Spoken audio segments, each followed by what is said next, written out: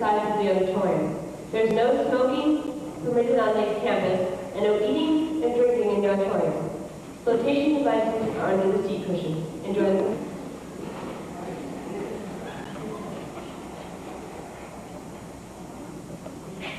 Yes, indeed. My sister Martha and I have been talking all week about your sermon last Sunday. It's really wonderful, Dr. Harper. In only 2 short years, your sermons have taken on the spirit of Brooklyn. That's very gratifying, Miss Brewster. You see, living here next to the church all our lives, we've seen so many ministers come and go. The spirit of Brooklyn, we always say, is friendliness. And your sermons are not so much sermons as friendly talk. Personally, I've always enjoyed my talks with Cardinal Gibbons. Or have I met him yet? No, dear, not yet. Are the biscuits good? Bully! Would you like another biscuit, Dr. Harper? Oh no, I'm afraid I'll have no appetite for dinner now. I always eat too many of your biscuits just to taste that lovely jam. Oh, but you haven't tried the quince. We always put a little apple in with it to take the tartness out. No, thank you. Oh, we'll send you over a jar. No, you keep it here so I can be sure of having your biscuits with it.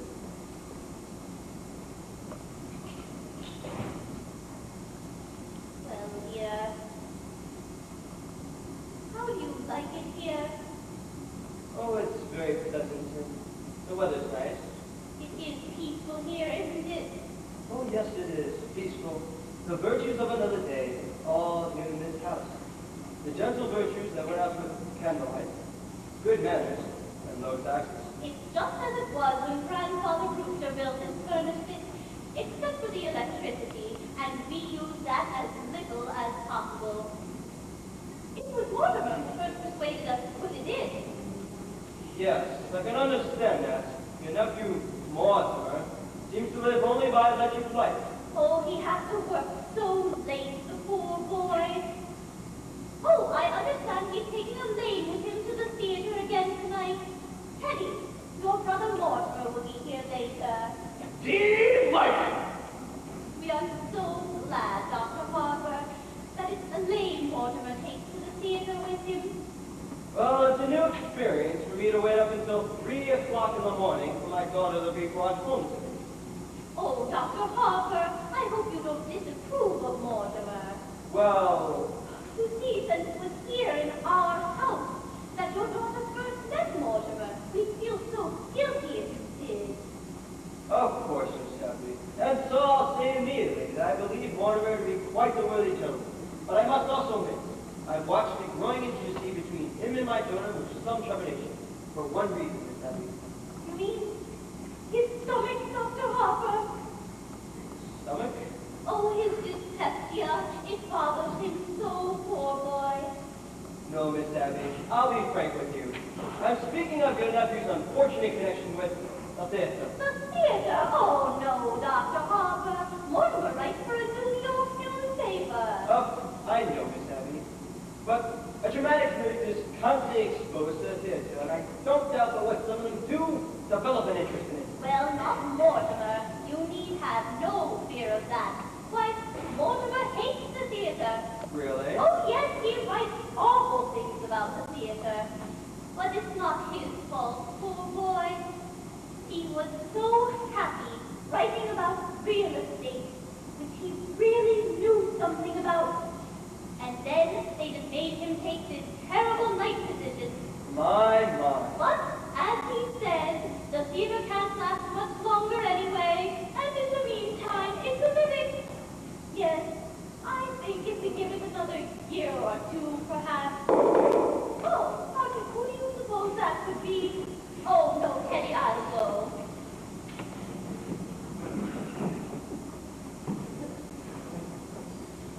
Oh, hello, Sir Brophy. Hello, Miss Brewster. How are you, Officer Clyde? You're welcome, Brewster. Gentlemen, what news have you brought me? Colonel, we have nothing to report.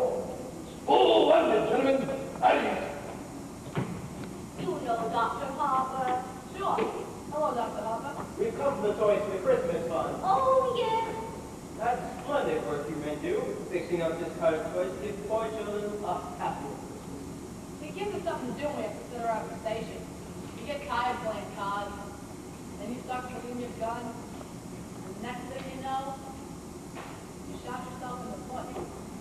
Hey, go upstairs and get that big box from your Aunt Molly. How is your wife, Officer Rosie? Oh, yes. Mrs. Rosie is quite ill, Dr. Harper. Sorry to hear that. Oh! She's better now. A little weak still. Oh, I'll get you some beef broth to take to her. Oh, don't bother, Miss Abby. You've done so much for her already. Oh, it won't take a minute. Sister Mama is just taking some to poor Mr. Beniski right now. Oh, please. We just made it this morning. Sit down and be comfortable, all of you. She shouldn't have to go through all that trouble. Listen, try to stop her organ sister from doing something nice. And for nothing. They don't even care how you vote. When I received my call to Brooklyn and moved next door, my wife wasn't well. When she died, and for months before, well, if I know what pure kindness and absolute generosity is, it's because I've known the person. Colonel, you promised not to do that. But I have to pull up cabinet meetings to get the release of those supplies. We used to do that in the middle of the night. The neighbors raised Cain with us. They're a little afraid of him anyway. Oh, he's quite humble. What was he not thinking Teddy Roosevelt? There's a lot worse people you could think he was. It's a damn shame. A nice family like this hatching a cuckoo. Well, his father, the old girl's brother, some sort of a genius, wasn't he? And their father, Teddy's grandfather, used to be out for a he was a little crazy too. Yeah, he was crazy like a fox. He made $1 million. Really? Here in Brooklyn? Yeah, patent medicine. He was kind of a quack of some sort. Old Sergeant Edwards remembers him. He used his house here at some sort of clinic. Try him out, people.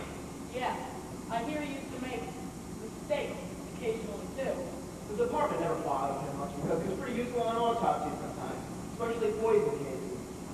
Well, whatever he did, he got his daughter set for life. Thank God for that. Well, not that they would have spended it on themselves. Yes, I'm well acquainted with their charities. You don't know it, Testament. When I was with the Missing Persons Bureau, I was trying to trace an old man. We never did find. Did you know the French agency got this house down on foot for furnished rooms? They don't rent rooms.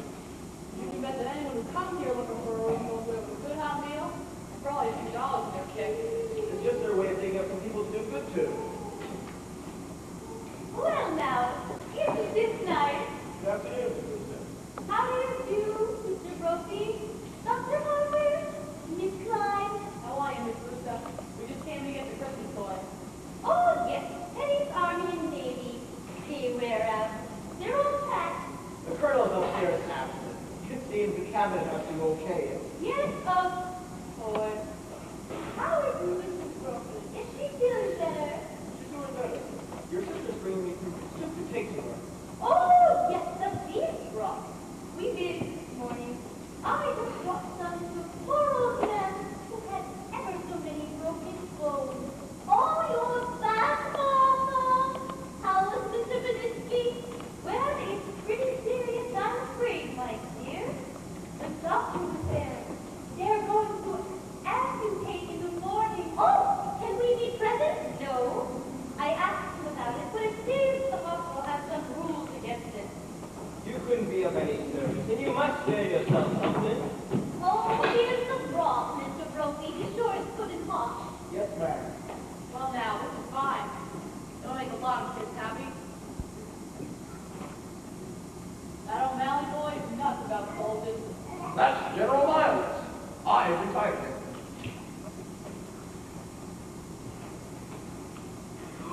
What's this? The Oregon! Teddy, dear, what's that? But the Oregon goes to Australia! Now, Teddy. No, Aunt Abby, I've given my word to fight Bob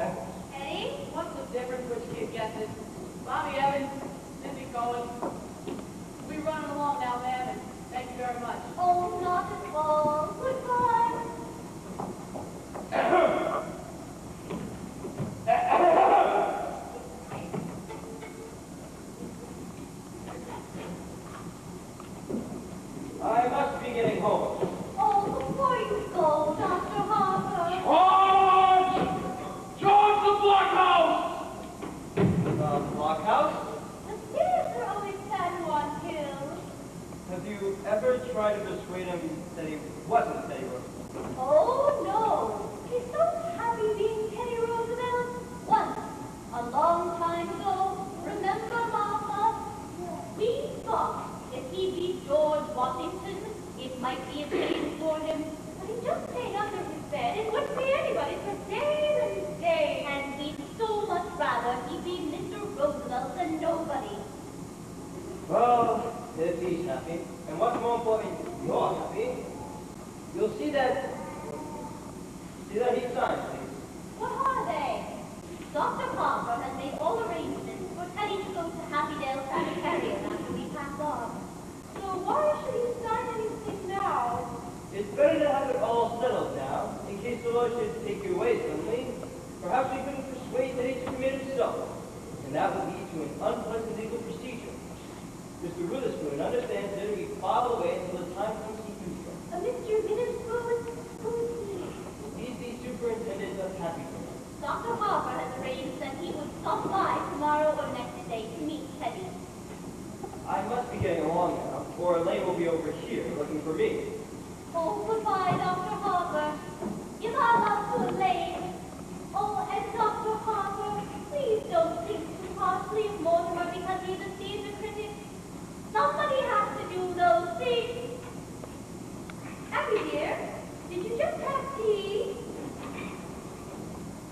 Isn't it rather late? Yes, dear, and dinner is going to be late, too. So, why? Teddy, good news for you. You're going to Panama and did another walk for the canal. Bully! That's just bully! I shall prepare for the journey at once. Charge! And while I was out, yes, I didn't know when you'd be back, and Dr. Harper was coming. But all by yourself. Oh, I got along fine. Well, I will just go right down and see. Oh, no. There was a time, and I was all alone. Well, Martha, just look in the window, see?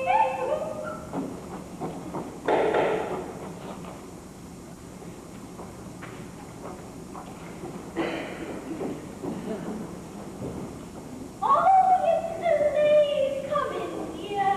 Good afternoon, Miss Atkins. Good afternoon, Miss Martha. I thought Father was here. Oh, he just left this minute. Didn't you meet with him? No, I took the short from the cemetery. Has Mortimer come yet? No, dear. Oh, he asked me to meet him here. Do you mind if I wait? Not at all. Yes, sit down, dear. But we really must speak to him about doing this to you. Doing what? He was grown up to know better. When a gentleman is taking out a young lady, he should call for her at her house. Oh, well, there's something about calling for a girl in parsonage that discourages any man who doesn't embroider. He's done this too often. We're going to speak to him. Oh, please don't. After young men whose idea of nightlife has listened to a prayer meeting, it's wonderful to go to the theater almost every night of my life. And it's a comfort for us too. Because if he has to see some of those plays he has to see, at least he's sitting next to a minister's daughter. Oh my goodness, Elaine, but you must think about not having tea cleared away by this time. Or don't you bother with anything in the kitchen until Mortimer comes. Then I'll help you. Oh, Father must have been surprised not to find me at home. I've got to run over and say night to him.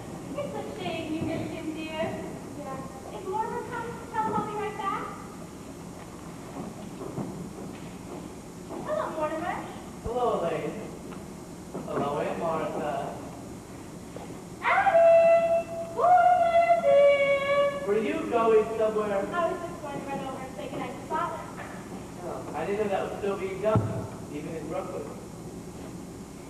Hello, Mortimer. Hello, Aunt Abby. How are you, dear? All right, and you look well. You haven't changed much since yesterday. Oh my goodness, it was yesterday, wasn't it? We've been seeing an awful lot of you lately. Well, come here, sit down. Oh,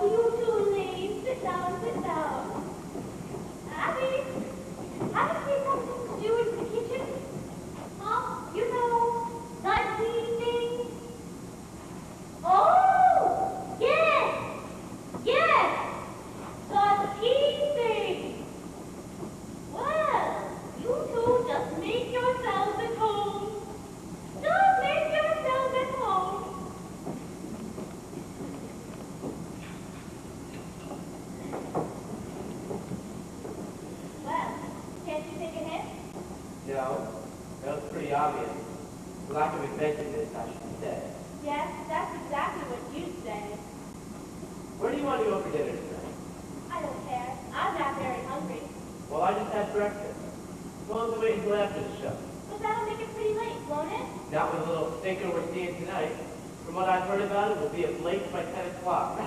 You want to be fair to these plays. Are these plays fair to me? I've never seen you walk out on a musical. That musical is an opening tonight. No. Darling, you'll have to learn the rules. With a musical, there are always 4 postponements and 3 changes of title. Now, they like this one as you made it, but it needs a lot of work. Oh, I was hoping it was a musical. You have such a light mind. Not a bit. After a serious play, we joined the proletariat in the subway, and I listened to you lecture on the drama. After a musical, you take me home in a taxi, and you make a few passes. Now, darling, that's a very inaccurate piece of reporting. Oh, I will admit that after the burner play, you told me I had outstanding beauty, and that's a hell of a thing to say to a girl. The boyfriend till after our first musical, you told me I had nice legs, and I have too.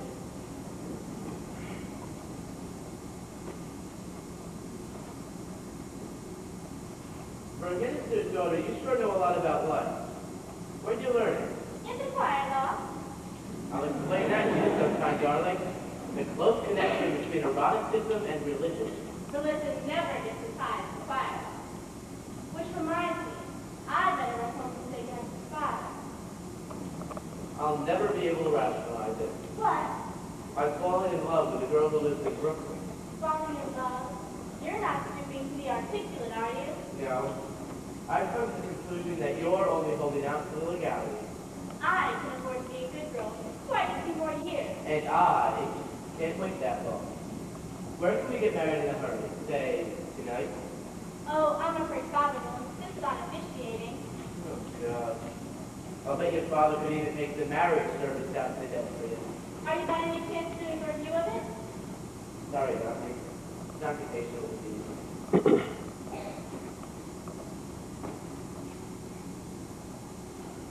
I think you that play a good joke. Don't pretend to love me that much. Be sure to tell your father not to wait up tonight. Oh, I think I better tell him to wait up. And I'll telephone Mitchell to publish the ban. Nevertheless, All right. Everything's formal and legal, but no later than next month. oh, darling, I'll pocket up my father and stuff today. No! We'll have to see what's in rehearsal. There'll be a lot of other first nights in October.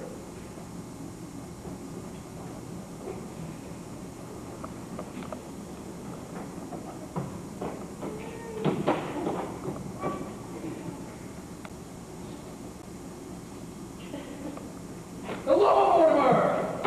How are you, Mr. President? Bully, thank you, just bully. What news have you brought me?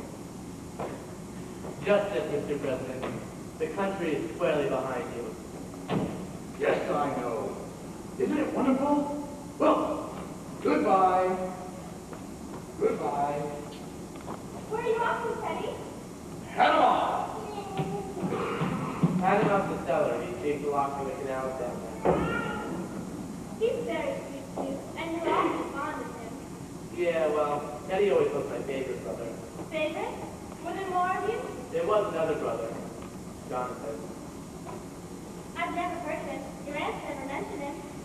We don't like to talk of Jonathan. He left Brooklyn early, by request. Jonathan was the type of boy who liked to cut words with his teeth. What became of him? I don't know. He always wanted to become a surgeon like grandfather. But then his practice got into trouble because he refused to go to medical school first. Aren't you two going to be late for the theater? Oh, we're skipping dinner. We won't have to leave for half an hour. Oh, I'll leave you two alone together again. Oh, darling, don't bother. I have to run over and say goodnight to Father. He likes to pray over me a little before I go out with you. If the prayer is too long, I'll have time to leave you beside this silly boy. Mortimer, that's the first time I've heard you quote the Bible. We knew Elaine would be a good influence for you. By the way, I'm going to marry her. Oh, darling, Father! Father, come right in here. Mortimer and Elaine are going to be married. Oh, Mortimer! We hoped it would happen just like this. Well, Elaine must be the happiest girl in the world. Happy? Just look at her leaping over those gravestones. Say! What's that? What's what, dear? See that statue over there? That's a horrid Anita Cardew. No, that's Mrs. M.B. Stout of Standing into Heaven. No. Standing on Mrs. Stout's left ear, that bird, that's a red-crested swallow. I've only seen one of those before in my life. Oh, I don't know how you can be thinking about a bird at a time like this. What was delayed in the engagement and everything? It's a vanishing species. Thoreau was very fond of them. By the way, last week, I left a large envelope around here somewhere. It was one of the chapters in my book on Thoreau. Have you seen it? Well, if you left it here, it must be here somewhere. When are you going to be married? What are your plans? There must be something more you can tell us about Elaine. Elaine? Oh, yeah, Elaine. She thought it was brilliant. What was, dear? My chapter on Thoreau. Well, with you two getting married, this calls for a celebration. We must drink to your happiness. Martha, is there any more of that Lady Baltimore cake left? Oh, yes. Oh, and I'll open a bottle of wine. And to think, if I could this room. Now, where could I have put that? Well, Mortimer.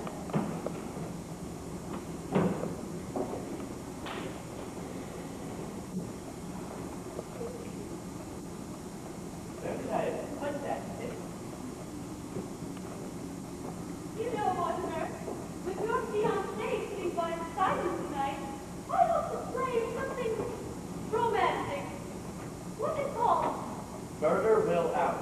Oh, dear. When the curtain opens, oh, Martha, you have to adjust more. I'm getting dust in my contact lens. Oh my. There. When the curtain opens, the first thing you'll see will be a dead body.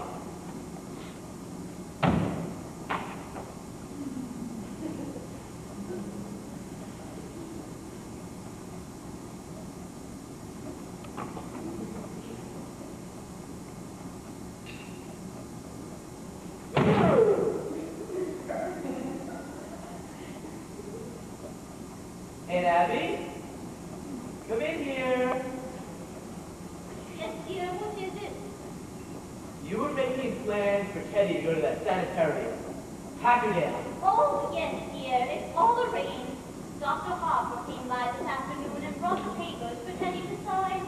Here they are. He's got to sign them right away. Oh, that's what Dr. Harper thinks. That way there won't be any legal difficulties after we pass on. He's got to sign them this minute. He's down in the cellar. Get him up here right away. There's no such hurry as that, dear. When Teddy's down in the cellar, you can't get his mind on anything else. He's got to go to Happy Dale's now, tonight. Oh, no, dear. That's not until after we pass on. Right away, I tell you, right away. Mortimer, how can you say such a thing? Why, as long as we live, we'll never be separated from Teddy. Listen, darling. I'm afraid I have some shocking news for you. Now, we all must try to keep our heads. You know, we sort of humored Teddy because we thought he was harmless. Why, he is harmless. He was harmless. That's why I have to go to Happydale. Why I have to be confined. Mortimer, why are you suddenly turned against Teddy, your own brother? Gotta know sometime. Might as well be now. Teddy's killed a man. Nonsense, dear. There's a body in the window seat. Yes, dear, we know.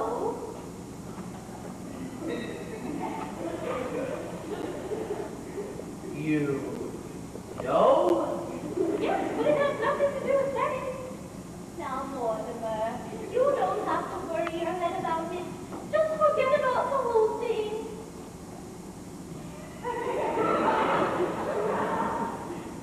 Forget? We never dreamed you'd peek.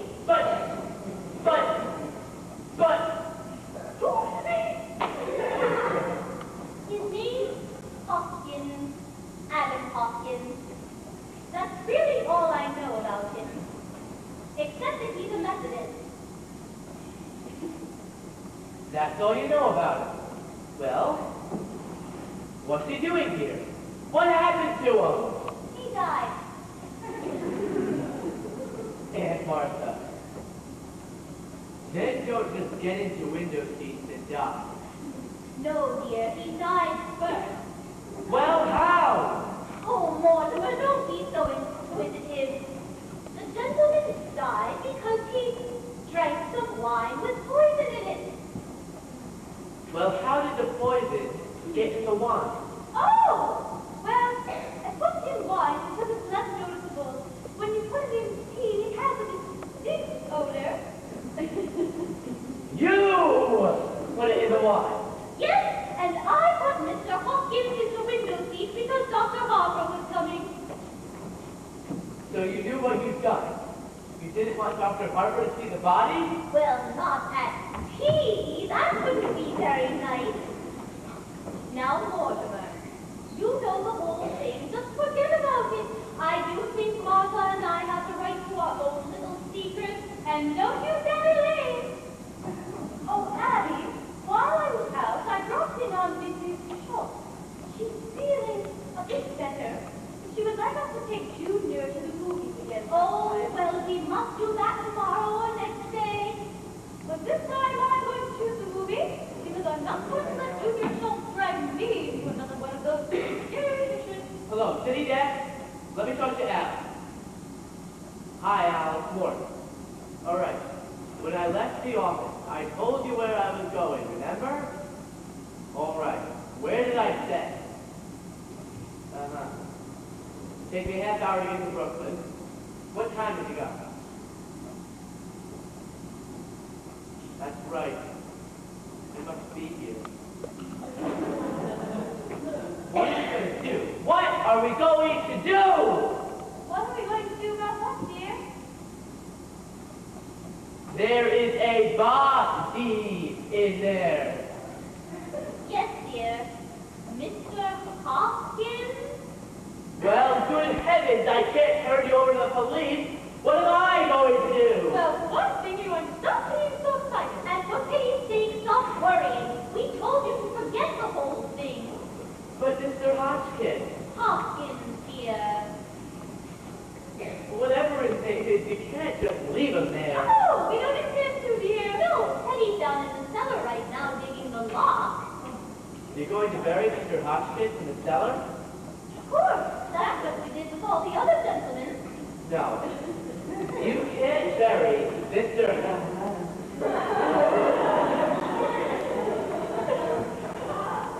Others? The other gentlemen. When you say others, do you mean others?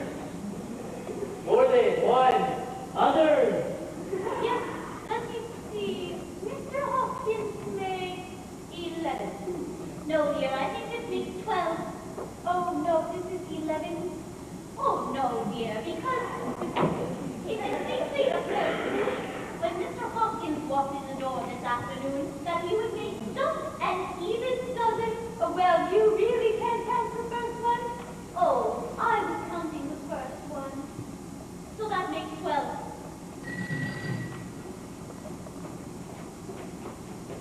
Hello? Oh, hello, Al. My, it's good to hear your voice. Well, anyway, they're all down in the cellar. No, Al, Silver's a lark. I told you before because I was feeling a little pirandello. Pin, ran, you wouldn't know, Al. Look, I'm glad you called. Get a hold of George. He's got to review the place tonight. I can't make it. No, Al, you're wrong. I'll tell you about it tomorrow. Look, Al, this is my department. I'm running it. You get a hold of George! Now, where were we? 12! Yes,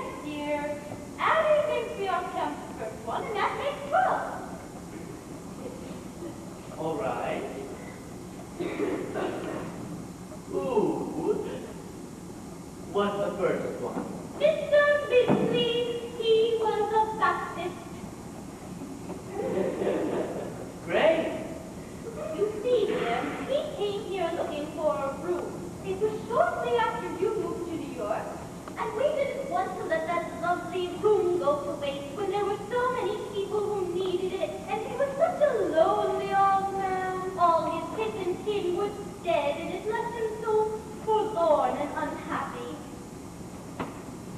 And then, when his heart attack came, and he sat dead in that chair, looking so peaceful, remember, Martha? We knew right then and there that if we could help other lonely old men to that same peace, we would.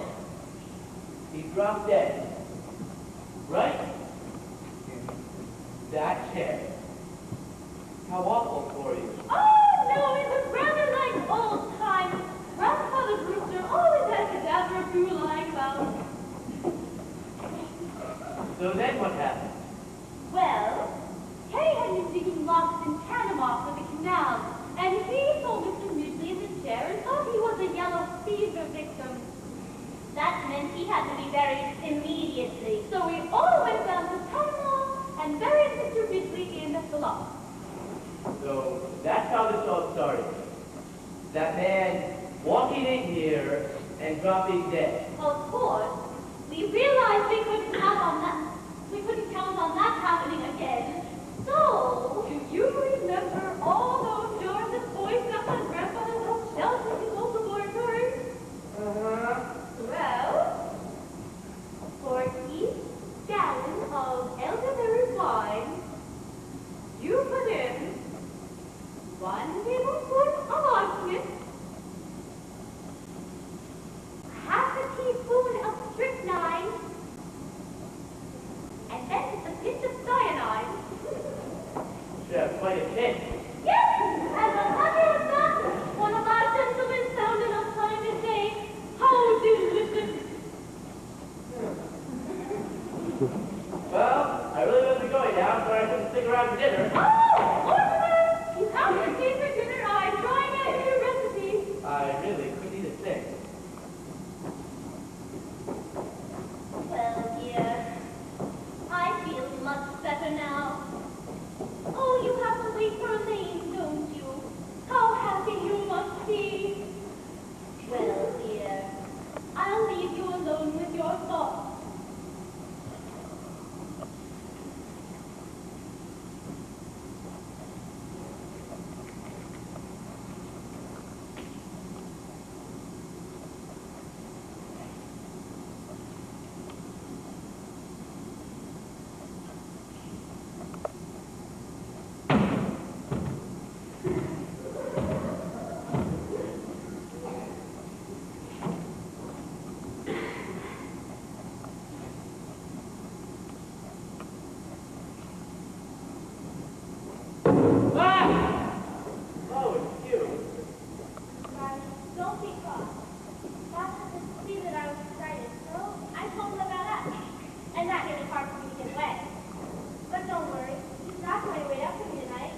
Elaine, why don't you run along home and I'll call you up tomorrow? Tomorrow? You know I call you up every day or two. But we're going to the theater tonight. No, we're not. Well, why not? Look, Elaine, something's come up. You run along home. But can't you tell me what's happened? No, I can't. But if we're going to get married, Married? have you forgotten that 15 minutes ago you proposed to me? I did. Oh, yeah, well, as far as I know, that's still on. So you run along home, Elaine. Listen, you can't propose to me one minute and throw me out of the house the next. I'm not throwing you out of the house, darling. Now, will you get out of here? Not until I've had some kind of explanation. Elaine! Let's go. It's the boat. Hello? Hello? Oh, hello, Al. Can you hold on a minute? All right, it's important. It can hold on a minute, can it? Look, Elaine, you're a sweet girl, and I love you very much. But I have a lot of business to attend to, so I want you to run along home and wait until I call you.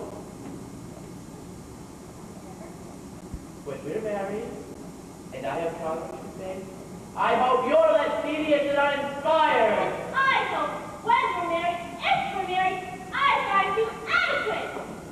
Elaine! Hello? Hello, Al? Hello?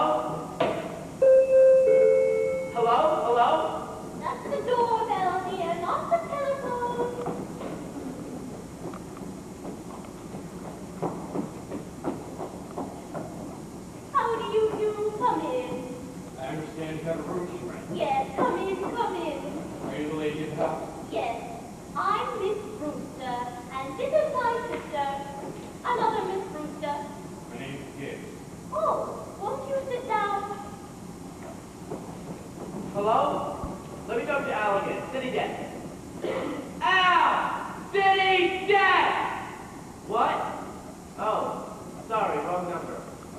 May I see the room? Oh, why don't you sit down and let's get acquainted? That won't do much good if I don't like the room. Is Brooklyn your home? Haven't got a home. Live in a hotel. Don't like it. Hello, city desk? Are your family Brooklyn people? Haven't got it. All alone in the world? Yup. Well, Martha. Hello, Al? Mort, we got cut off.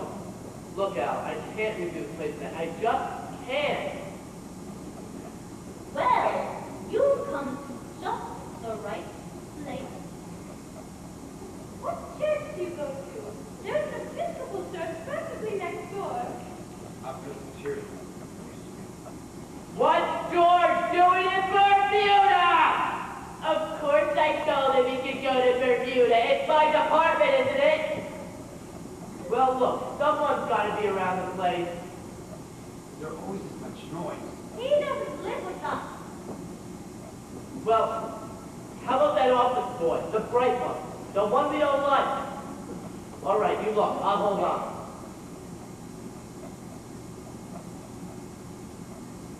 I really like Well, it's upstairs. Won't you have a glass of our wine before we start up? Never touch it. It's elderberry wine. We make it ourselves. Elderberry wine? I haven't tasted elderberry wine since I was a boy. All right, look, the printer's got to be around the place. How about the guy who sets my copy? He'd know what I'd write. His name's Joe. He's the third machine from the left. But Al, he might turn out to be another Burns Mansell. Do you have your own elderberry bushes? Oh, no, but the cemetery's full of them. No, I'm not drinking, but I'm gonna start now. You serve me over. We might, but first just try our wine. Oh, Mortimer. Mortimer? Mortimer, that! Oh my God! Get out of here! Do you want to be poisoned? Do you want to be killed? Do you want to be murdered? Now you've ruined everything. You can't do things like that. How can I make you understand that it's not only against the law, it's wrong. It's not a nice thing to do. People wouldn't understand. He wouldn't understand.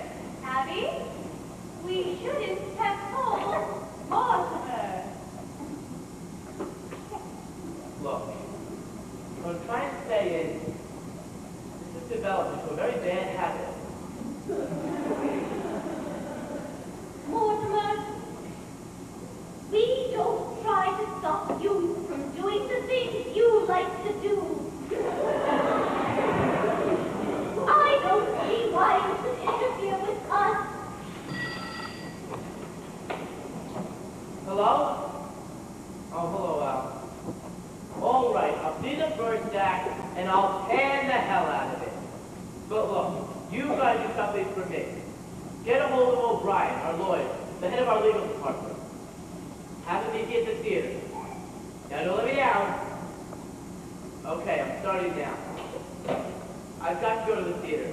I can't get out of it. But before I go, will you promise me something? That would depend upon what it is. I love you. And I know you love me. And I would do anything in the world for you. And I just want you to do this one little thing for me. What do you want us to do? Don't do anything. I mean, don't do anything. Don't let anyone in this house, and leave Mr. Hopkins right where he is. Why? because I need time to think, and I have quite a lot to think about. Well, Mortimer, we were really planning on holding the services before dinner. Services? You don't think we buried Mr. Hopkins without a full Methodist service? He was a Methodist. Well, can't that wait till I get back? Oh, thank you for joining us. Oh, Mortimer, you'll love the services, especially the hymns. Remember, Martha, when Mortimer used to sing in the church choir, how beautifully he used to sing before his voice changed? Anyway, you won't let anyone in this house. It's a promise. Well, oh, Martha, I think we could just do this one thing now that Mortimer's cooperating with us. All right, we promise. Yes, Mortimer. Okay. Do you have any paper? There's an ad I've got to finish. Well, I believe we have some stationery. Will this do? That's fine. I can save time by writing a review on the way to the theater. You know, Mortimer didn't quite think himself today. Well, that's only natural. I think I know why. Why? Well, he's just become engaged to be married. I suppose that always makes a man nervous. Well, their honeymoon ought to give him a great vacation. I don't think he got much rest this summer. No, dear. At least he's not going hiking off to China or Spain. I can never quite understand why he wanted to go to some of those places. Well, I think, to Mortimer, the theater always seems pretty small potatoes. He needs something big to criticize, like the human race. You know, if Mortimer's going to be joining us for the services, we'll need another hymnal. There's one in my room. Oh, Martha, since you weren't here when Mr. Hopkins came, and it's really my turn to read the services, I think I want you to do it. Oh, that's so sweet. Are you sure? Oh, it's only fair. I think I'll wear my black bombazine and perhaps Mother's old brooch. Oh, I'll go, dear. No, no, dear, we promised Mortimer. Oh, but who do you suppose it is? I'll hold them.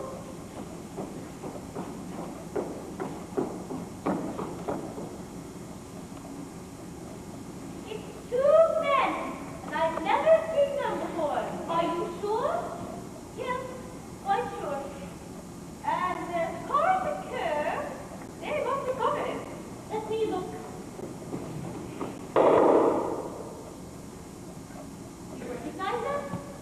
They're strangers to me. We'd better hide and pretend we're not home.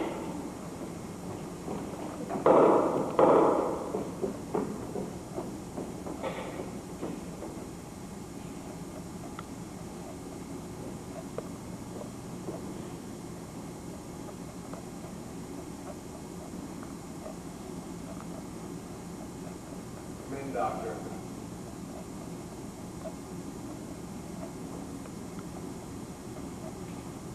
This is the home of my youth. As a boy, I couldn't wait to escape from this place. Now I'm glad to escape back into it. Yeah, Johnny, it's a fine night out. Family must still live here. There's something so unmistakably Brewster about the Brewsters. I hope there's a fatted calf awaiting the return of the prodigal. Yeah, I'm hungry. Go, Johnny, drink. Just though we were expected. A good omen. Who are you? What are you doing here? Why, Aunt Abby. Aunt Martha. It's me. Jonathan. Oh, you're not Jonathan, so don't pretend you are. You just get out of here. I am Jonathan. And this is Dr. Einstein. Oh, and he's not Dr. Einstein.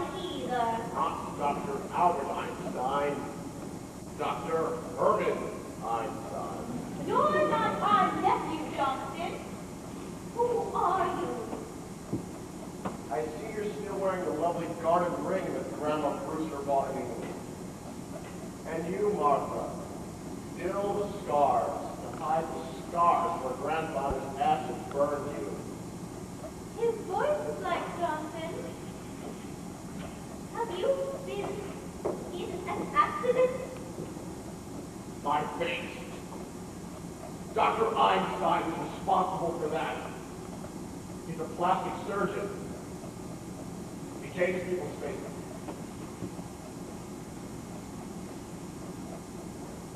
Abby, do you remember that movie that Junior Schultz took us to see?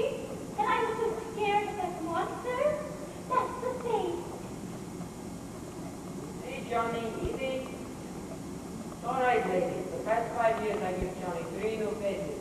I give him another one right away. This last face, well, I saw that picture too, just before I operated. And I was intoxicated. See, Doctor, see what you've done to me, even my own family. Johnny, you're home in this lovely house. How often he tells me about Brooklyn, about this house, about the dance that he loves so much. They know it's you, Johnny. You know it's Jonathan. Speak to him. Tell him so. Well, Jonathan, it's been a long time. What have you been up to all these years? England, South Africa, Australia, the last 5 years, Chicago. Dr. Einstein and I were in business together. Oh, we were in Chicago also for the World's Fair. We were in Chicago awfully warm. Yeah, got hot for us too. Well, Aunties, it's good to see you again. You two are just as I remembered you. Don't look a day older. Still just as sweet, charming, hospitable, and dear Teddy. Did you ever make it into politics? My brother, Dr. Einstein, was determined to become president. Oh, Teddy's fine, just fine. And Mortimer's well, too. I know about Mortimer. I've seen his picture at the head of his column. He's evidently fulfilled all the promise of his early nasty nature. We are very fond of Mortimer. Martha, we'd better not let what's on the stove boil over. We're just here a minute. Unless you've got somewhere you'd like to hurry to.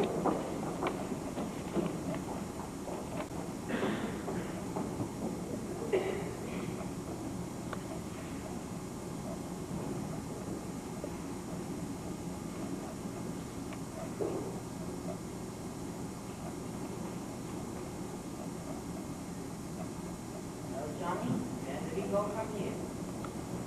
The police have pictures of that face. I got to operate on it right away. We got to find some place for that. And we got to find some place for Mr. Spinall, no glue.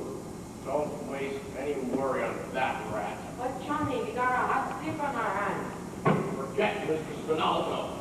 We can't just leave our body in the rubber seat. We shouldn't have killed him, Johnny. He was a nice fellow. He gives us a lift, and what happened? He said I looked like Boris Karloff. That's your work, Doctor. You did that.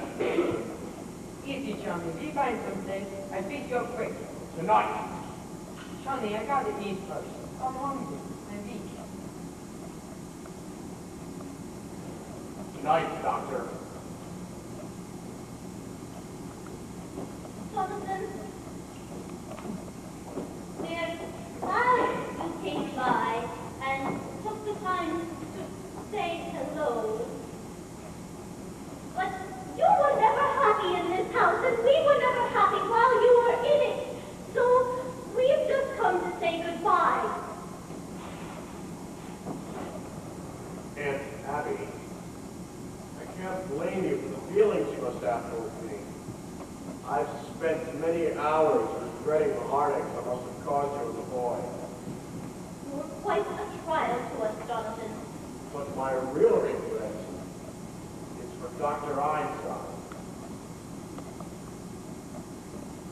promised him that no matter what kind of a hurry we were in, coming into Brooklyn, I would take him here for one of Aunt Martha's home-cooked dinners.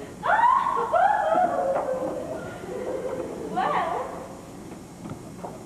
I'm afraid there wouldn't be enough. Oh, Abby is a pretty good-sized pot roast. Hot roast. Well, the least we can do is invite them to dinner. Well, I suppose so. But we're going to have to hurry it along. Oh, Jonathan, if you want to wash up, you can use Grandfather's old laboratory. Is that still there? Yes, just as it was. Well, I'd better go help Martha, since we're all in a hurry. Well, we get the meal anyway. Grandfather's laboratory. And just as it was, Doctor, the perfect operating room. But we can't use it. The laboratory, that big ward in the attic, 10 bedrooms, Doctor. Brooklyn is crying for a man of your talent.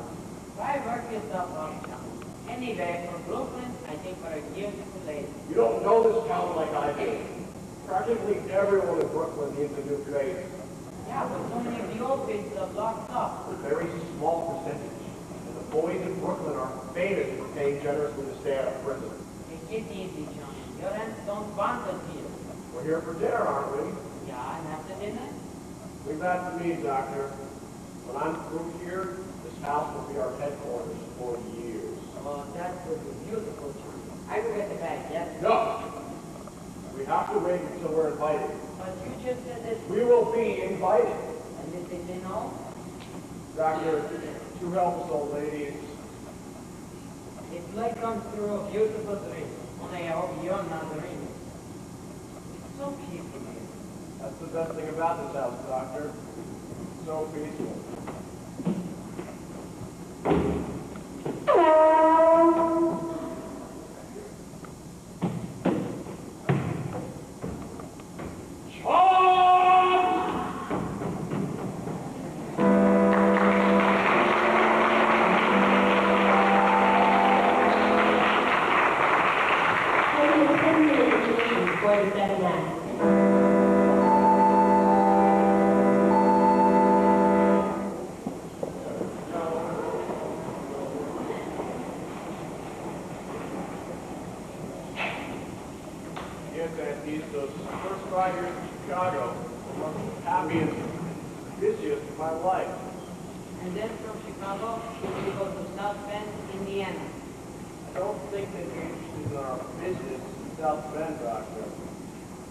Well, Jonathan, you've led a very interesting life, I'm sure. But we shouldn't have allowed you to talk so late. My meeting, Dr. Einstein in London, changed the whole course of my life. As you recall, I was in South Africa, the diamond business. In Amsterdam, the diamond market. I wanted to go back to South Africa. Dr. Einstein made that possible for me. Good job, John. When we take off the bandages, it feels so different. The nurse has to introduce me. I love that face. I still carry a picture of it with me.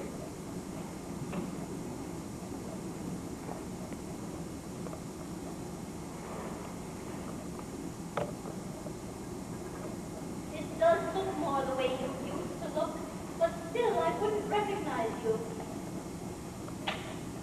I think we'll go back to that place, Doctor. Yeah, it's safe now. Well, Jonathan, we'd better not keep you from going wherever you have to go. Aunt Abby, I'm so full of that delicious dinner, I can't move a muscle. Yeah, it's nice here. After all, it's getting late. I found it! I found it! What did you find, Teddy? The story of my life. My biography. Here's the picture I was telling you about, General. General Goebbels and President Roosevelt at Clover House. There's you, General, and there's me. My, how I changed. Well, you see, that picture hasn't even been taken yet. We're still building locks down in Panama. Now, General, you will accompany me on the inspection of the new locks. No, Teddy, not the Panama. We go some other time, Mr. President. Anyway, Panama's a long way off. Nonsense! It's just down in the cellar. The cellar? We let him take the Panama Canal in the cellar. General Goebbels, as President of the United States, Commander-in-Chief of the Army and the Navy and the Land gave you this job, I demand you accompany me on the inspection of the new soldiers. I think it's time you went to bed. I beg your pardon. And who are you? I'm Woodrow Wilson. Now go to bed. No, you're not Wilson. But your face is familiar. You're not anyone I know now. Perhaps you're someone I might meet on my hunting trip to Africa. Yes, you look like someone I might meet in the jungle. Teddy, this is your brother Jonathan. He's had his face changed. So that's it. I've made your favor. Teddy, perhaps you had better go to bed. Jonathan and his friend have to go back to their hotel. General Goebbels, go inspect the canal. All right, Mr. President, we go to Panama. Bully, bully! Follow me, General! Here, take this. It's down south, you know. That's bon voyage. I hate to correct your misapprehension. You spoke of our hotel. We have no hotel. Oh, well, there's a very nice hotel with 3 blocks of Aunt Martha, this is my home. Jonathan, you can't stay here. We need our rooms. You need them? Yes, we need them to show our lodgers. Are there lodgers in this Well, house? there aren't any just now, but we were planning on having some soon. Then my room is still free. But Jonathan, there's no room for Dr. Einstein. He'll stay in the room with me. Jonathan, I'm afraid you can't stay here. Aunt Abby, Dr. Einstein and I need a place to stay. Remember this afternoon that as a boy, I could be disagreeable. And it wouldn't be pleasant for any of us Perhaps if... you better let him stay tonight. Well, for tonight. Then it's settled. Now you'll get my room ready immediately. It'll only be better now. Yes, we keep it ready to show our lodgers. You have a very distinguished guest in Dr. Einstein. I'm afraid you don't fully appreciate his skill, but you will. In a couple of weeks, you'll see me looking like a very different Jonathan. Oh, he can't operate on you here? When we continue our business, that is when we get organized. Oh, I forgot to tell you. We're turning grandfather's laboratory into an operating room. Jonathan, we will not let you turn this house into a hospital. A hospital doesn't go. It will be a beauty parlor. Hey, Johnny, down in the cellar. Doctor, my aunt invited us to live with them. Oh, you fixed it? Well, you're sleeping here tonight. Go get our rooms ready now. For tonight. When I go down in the cellar, what do you think I find? What? The Panama Canal. Panama Canal. It just fits Mr. Ronaldo. It's a whole teddy dog.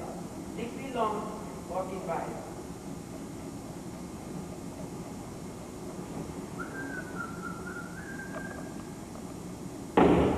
Down there? It's the thing we were bringing, Mr. Ronaldo.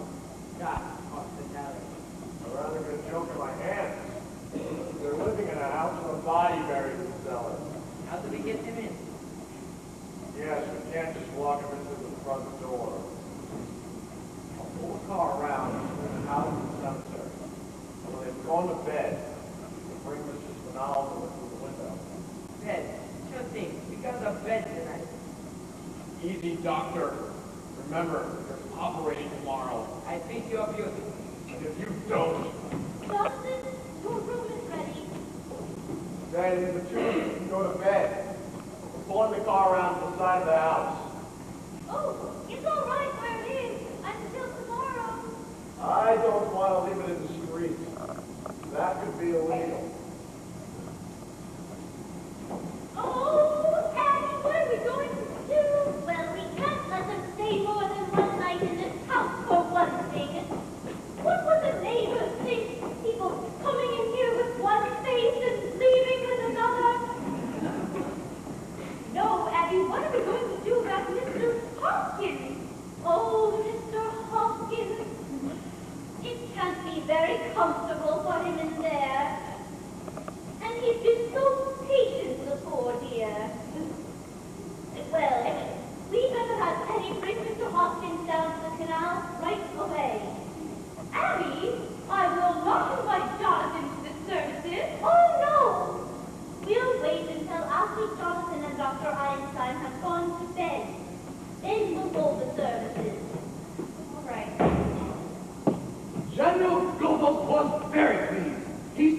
now that's just the right size. Teddy, there's been another yellow fever victim.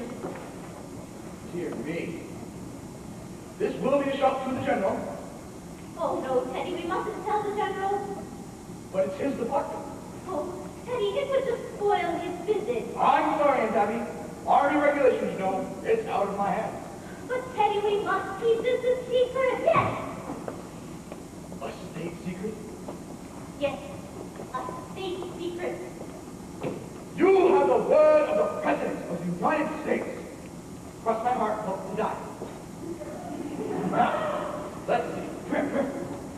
How are we going to keep it? Well, Teddy, you go back downstairs, and then, when I turn out the light, when it's all dark, then you come back up and bring the poor man down to the canal. You may announce that the President will say a few words. Now run along, Teddy. Where is the poor devil? He's in the window seat. Dear me! It must be spreading. We've never had a yellow fever victim over there before. Martha, we'll wait until after Johnson and Dr. Einstein have gone to bed, and then we'll hold the services. Yes, by the time their sleep will be all ready. You know, I've never seen Mr. Hopkins before. Oh my goodness, you're right. You were out. Well, you just come right over right now and have a look at him. He's really very nice looking. Considering he's a Methodist.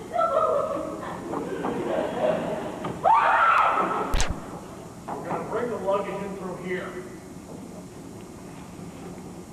Jonathan, your room is ready. You can go right up. I'm afraid we don't keep Brooklyn hours, but you two can run along to bed. Oh, now you both must be very tired, and we don't go to bed this early. Well, you should. It's time I came home to take care of you. Well, we really weren't planning on going to bed until after the Aunt Martha, I said go to bed. Do you hear me? The instruments can go up in the morning.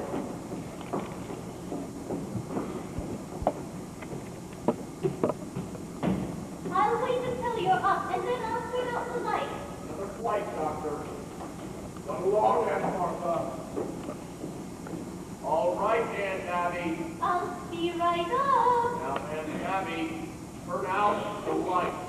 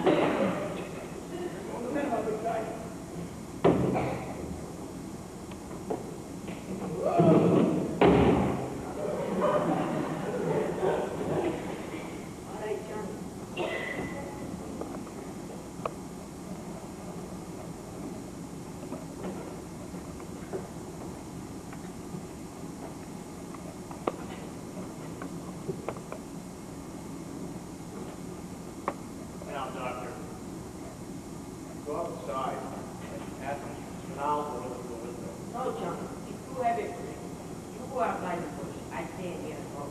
And together we get them down to one mark. All right. I'm going to take a look around the house. And when I tap on the window, open it. All right, Johnny.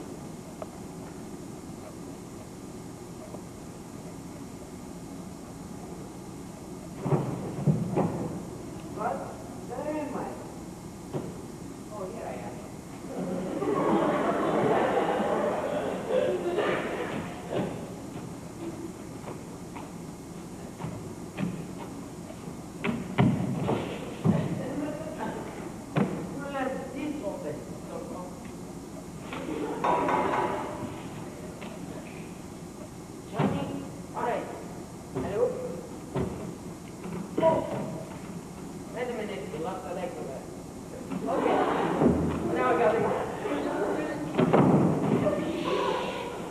was me, Johnny. I slipped. Idiot. Johnny, somebody at the door. Go quick. No, I'm in it here. Go quick.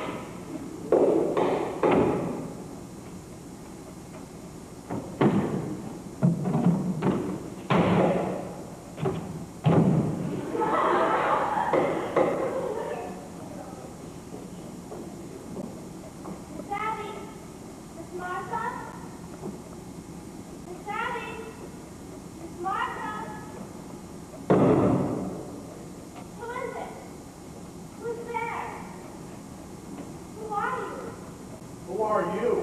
I was in Harper. I was next door. Then what are you doing here? I came here to see Miss Abby and Miss Martha. Turn on the lights, Doctor. You chose a rather untimely moment for a social ball. I think you better explain what you're doing here. We happen to live here. You don't live here. I'm here every day, and I've never seen you here before. Perhaps we should introduce ourselves. This is Dr. Einstein. Dr. Einstein? Surgeon of great distinction. And somewhat of a magician. And I suppose you're going to tell me you're Boris. I'm Jonathan Brewster. Jonathan? I see you've heard of me. Yes, this afternoon. And what did they say about me? Only that there was another person named Jonathan. That's all that was said. Well, that explains everything. Now that I know who you are, I'll be ready along. If you'll kindly unlock the door.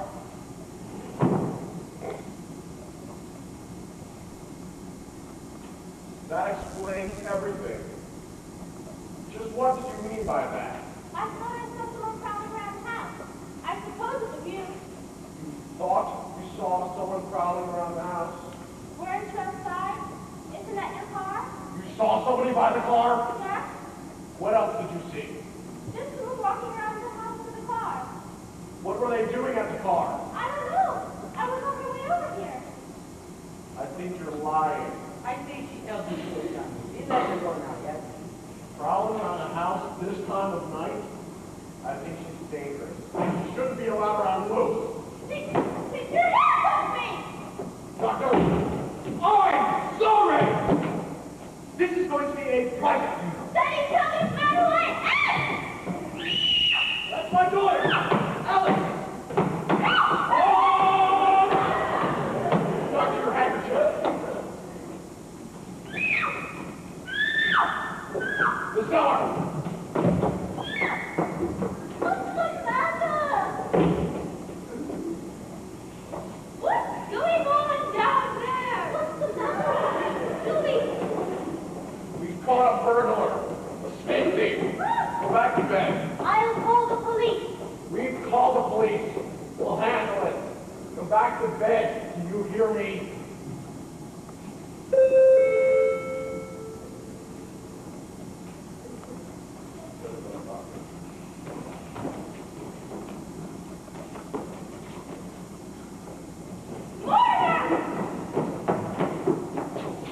Where's your bed?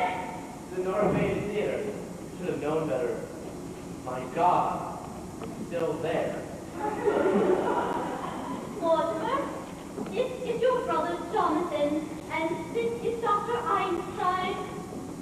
I know this isn't a nightmare, but what is it? I've come back home, Oliver. Who did you say this was? It's your brother Jonathan, dear. He's had his face changed. Dr. Einstein performed the operation. Jonathan. Jonathan, I always knew you were a horror, but you have to look like one. Easy, Johnny, easy. Have you forgotten the things I used to do to you when we were boys? The time we were tied to bedposts? The needles under your fingernails? Yes, Jonathan, I remember. I remember you as the most vicious, venomous, detestable form of animal life I've ever met. Now, that's not how you two boys start quarreling the moment you see each other. There won't be any quarrel, Aunt Abby.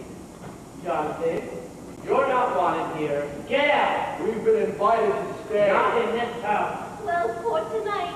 I don't want him anywhere near me. But we did say that they could stay for the night, and it wouldn't be very nice to go back on our word. All right. Tonight. The first thing in the morning, out. Where are they sleeping? They're staying in Jonathan's old room. That's my old room. I'm sleeping there tonight because I'm here to stay. Oh, Mortimer, I'm so glad. It's all right, Johnny. We sleep downstairs. You bet your life you sleep downstairs. You sleep on the sofa, and I sleep on the window seat. The window seat. Oh, well, let's not argue about it. It's just saying to myself how nice it would be to sleep on the window seat tonight. Comfy. You know, Johnny, all these arguments remind me about Mr. Spinaldo. Spinaldo. Well, Mortimer, we shouldn't inconvenience you like this. I was just thinking the same thing. We'll sleep on the roof.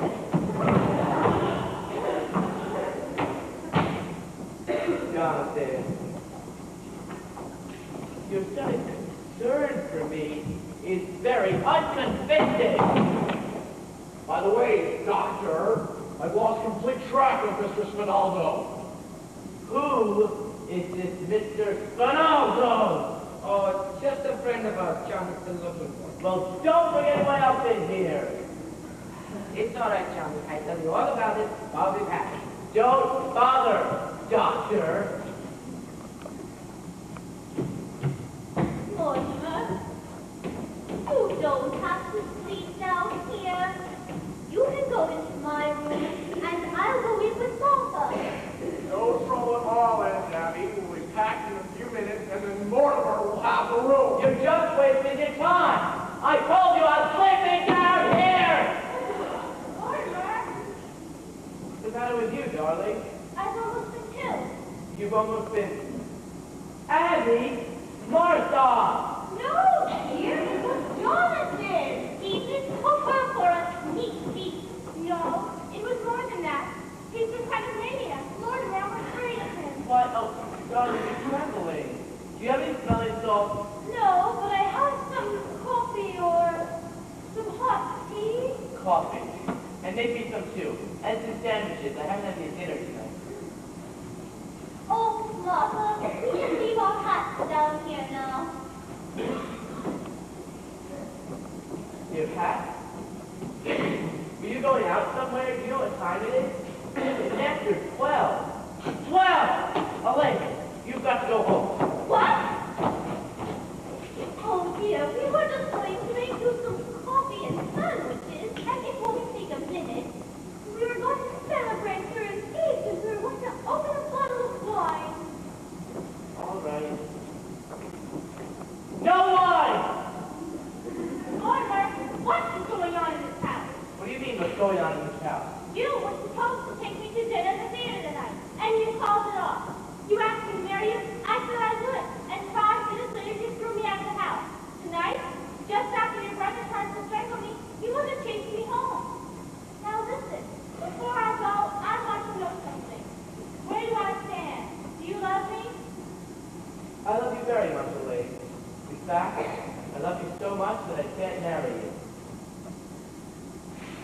Have you suddenly gone crazy? No, but it's only a matter of time. You see, insanity runs in my family. It practically got me. That's why I can't marry you, dear. Now wait a minute. You've got to be better than that. No, there's a strange taint on the Brewster blood. I mean, if you really knew my family, it's what you'd expect at Strindberg or Helveton. Now I know Teddy will... No, the whole family. It goes way back. The first Brewster. The one who came over on the Mayflower. You know how back in those days the Indians used to scalp the settlers? He used to scalp the Indians. Now, Lord, was I changing this? No, dear. There's my grandfather, too. He used to try his patent medicines out on dead people to be sure he wouldn't kill them. He wasn't so crazy. He made $1 million. And you just talked with Jonathan. You said he was a maniac. He tried to kill you. But he's your brother, not you. I'm in love with you. And then there's Teddy. You know Teddy. He thinks he's Roosevelt. No, dear. No Brewster should bet. I realize now that if I met my father in time, I'd have stopped him. Oh, that wasn't because you're crazy. Look at your aunt. They're Brewsters, aren't they? And they're the sweetest, sanest people I've ever known. Well, even they have their peculiarities. But what's their own peculiarities? Kindness, generosity, human sympathy. There's another one! There are plenty of others. But you can't tell me anything about your aunt. I'm not going to. Look, Elaine, something has just come up. You are the wrong home. What's happened? Nothing. Look, I know I'm acting irrationally, but just put down the fact that I'm another man person. If you think you're going to act something you're insane, then you're crazy. Maybe you're not going to marry me, but I'm going to marry you. I love you, you dope. But if you love me, will you get the hell out of here? I'm afraid. Afraid? A little walk through the cemetery? Will you kiss me goodnight? Of course, dear.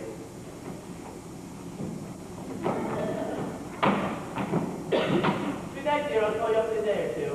You rat!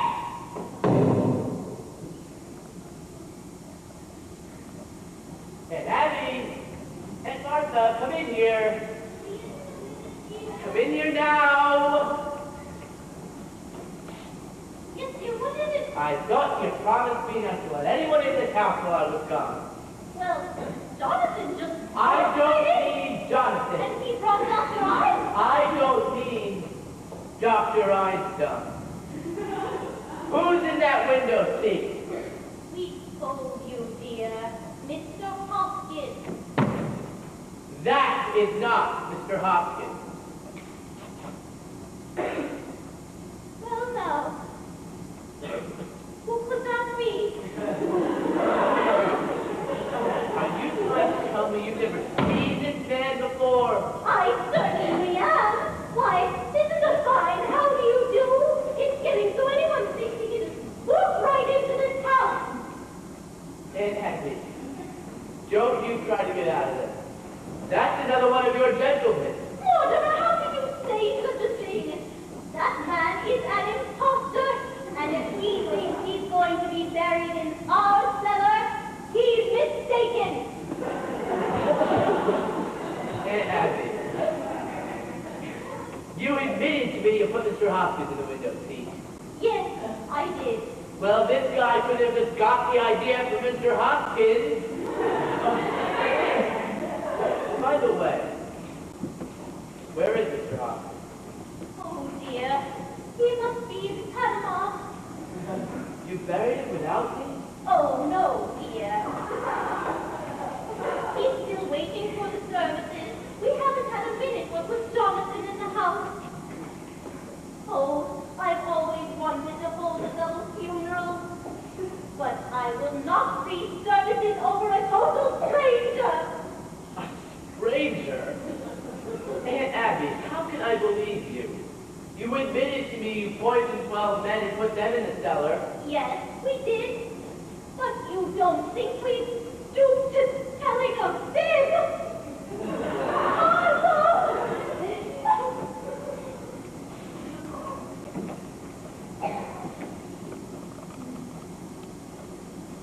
Mortimer.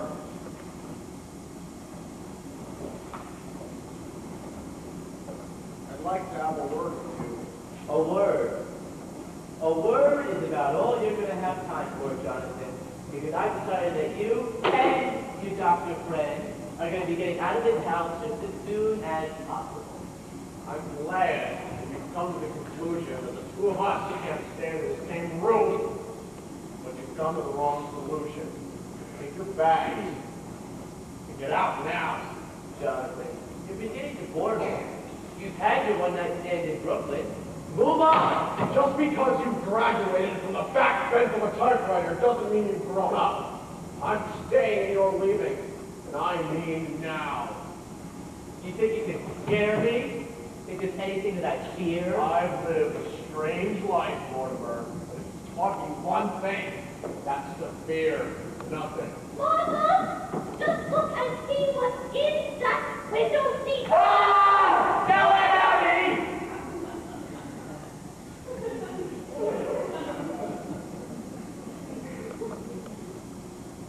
Jonathan, let Aunt Martha see what's in the window seat. Hey, Abby, I owe you an apology. And I have great news. Jonathan's leaving. And he's taking Dr. Einstein and their chilly companion with him. Jonathan, I must admit you're my brother. And you're definitely a brute. I'm going to give you a chance to get out and take all the evidence with you. You can't ask for more than that. All right then. Looks like I'm going to have to call the police. Don't touch that phone. Are you still giving me orders? Have you seen what's happened to Mr. Spinaldo? Spinaldo? I knew he was a foreigner. Remember what happened to Spinaldo will happen to you too.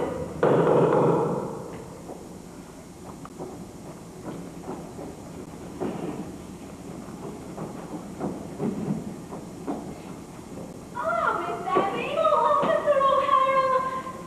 Is there something we can do for you? I brought a light on and thought there might be pictures in the house. Oh, you got me. I'm sorry I destroyed you. No, come right in. Come in, sit down. This is our nephew, Mortimer. Pleased to meet you. And that is another nephew, Jonathan. Pleased to meet your acquaintance. Must be nice having your nephews visiting you. Are they going to stay with you for a bit? I'm staying. My brother Jonathan is just leaving. I've met you here before, haven't I? Oh, I'm afraid not, dear. Jonathan hasn't lived here for years. Your face looks familiar to me. Maybe I've seen a picture of you somewhere. I don't think so. Yes, Jonathan, I'd hurry if I were you. Your bags are all packed anyway, aren't they? Well, you'll be wanting to say goodbye. I'll be running along. What's the rush? I'd love to have you stick around until my brother goes. I just dropped in to make sure everything was all right. We're going to be having some coffee in a minute. Oh, I forgot the coffee. Oh, won't you join us? Don't bother. I'm due to ring in a few minutes. Sit down. I think Right. it's not what you do. I also know your appetite by now, Officer O'Hara. My brother will be gone soon. You have time to have a cup of coffee with us. Say, ain't I seen a photograph of your brother around here someplace? Oh, we try to avoid photographs of Jonathan. I don't think so. He certainly reminds me of somebody. He looks like someone you've probably seen in the movies. No, I never go to the movies. I hate them.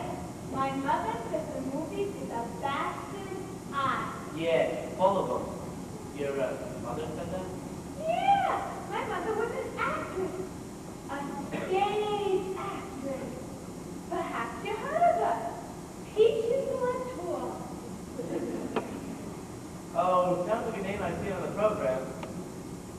Well, her big hit was Mutton Jack. Waited for 3 years. I was born on tour. The twin season. You were? Yeah, Sioux City, Iowa. I was born in the dressing room at the end of the second act, and Mother made it for the finale. What a trooper. You know, I'll bet there's a good story in your mother. I write about the theater. You do? Say, you're not Mortimer Proctor? Did you have a critic? Yup. Well, I certainly am glad to meet you. Say, Mr. Brewster, we're in the same line of business. We are? Yeah, I'm a playwright. Oh, this being on the police force is just temporary. How long you been on the force? 12 years. I'm collecting material for my play. I'll bet it's 100. Well, it all is.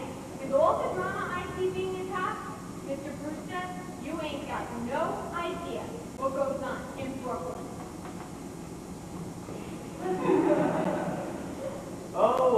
think I have. Say, what time you got? 10 after 1. Gee, I gotta go ring it. Say, O'Hara, about that play of yours, I may be able to help you. You would? Say, it was my fate walking in here tonight. Look, I'll tell you the plot. Oh, boy. The whole thing, all 3 acts. I'm excited. Oh, you're leaving, Jonathan! Good. You haven't much time, Joe.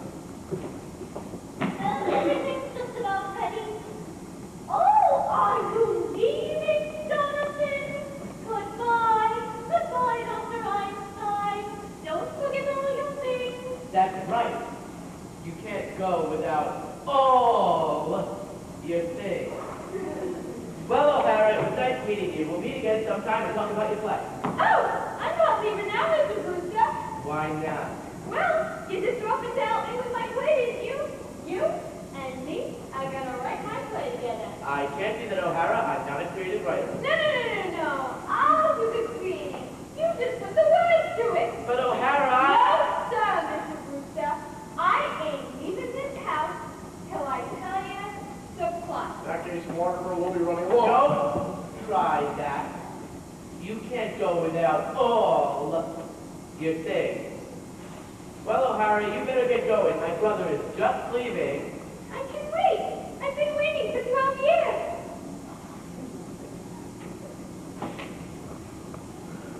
I'm sorry I took so long. Don't bring that in here. O'Hara, are you going to invite me in the kitchen? The kitchen. Jonathan was just leaving. Oh, good. Come along, O'Hara. I hope you don't mind eating in the kitchen, Officer O'Hara. And where else would you eat? Goodbye, Jonathan. It was nice seeing you. Well, Jonathan, I'm glad you came back to Brooklyn. It gives me a chance to throw you out. And the first one out is your boyfriend, Mr. Spinaldo. Say, Mr. Brewster, we can talk again. I'll be right out. Should have known that you grew up to write a play with a cop. Just get going. All 3 of you. Doctor, the affair between my brother and I has to be settled. Now, Johnny, your brother gives us a chance to get away. What more could you ask? You don't understand. This has gone on a great many years. Now, Johnny, let's get going. No, we're sleeping right here tonight. With the cop in the kitchen and Mr. Spinaldo on the window seat? That's all he's got on us. We'll take Mr. Spinaldo down, dump him in the bay, come back here, and if Mortimer tries to interfere, All right. But this is coming back. Do we have to take these with us? no. Take these and hide them in the basement. Move fast. Mr. Spinaldo can get out the same way he came in.